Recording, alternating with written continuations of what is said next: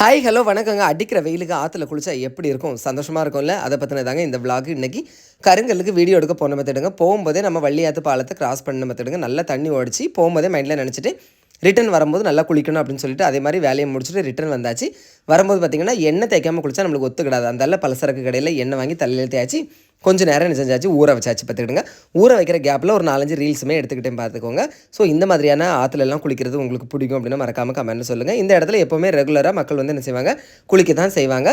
அதையும் தாண்டி இந்த மாதிரி இடங்களுக்கு குளிக்க போகிறவங்களுக்கு ஒரு அன்பான வேண்டுகோள் என்ன அப்படின்னு பார்த்துட்டிங்கன்னா, நீங்கள் நல்லா குளிங்க, நல்லா ஜாலியாக இருங்க. ஆனால் குடிச்சிட்டு கிடிச்சிட்டு என்ன செய்யாதீங்க, பாட்டிலெல்லாம் அங்கங்கே தூக்கி போட்டுட்டு போகாதீங்க. சரியா? அது நம்மளால் இன்னொருத்தவங்களுக்கு என்ன செய்யும், பாதிப்பு ஏற்படும். அது மாதிரி குளிக்கும்போது கருங்கல்லில் கால் வச்சு தேய்ச்சா, அதாவது காலை தேய்ச்சோம் அப்படின்னாக்கி வெடிப்பு வராது அப்படின்னு சொல்லுவாங்கங்க. நல்லபடியாக குளிச்சு முடிச்சுட்டு என்ன செய்யாச்சு, இடத்த காலி பண்ணியாச்சுங்க. என்ன தலை தோத்தலைன்னா மண்டக்கானம் பிடிச்சிக்கிட்ட பார்த்துக்கிடுங்க. அப்படியே பக்கத்தில் இருக்க பிள்ளையார் கோயிலில் சாமி கும்பிட்டுட்டு கிளம்பியாச்சுங்க. உங்களுக்கு எப்படி குளிக்கிறது பிடிக்கும் அப்படின்னா மறக்காமல் கமெண்ட்டில் சொல்லுங்கள். பிடிச்சா லைக் பண்ணுங்கள்.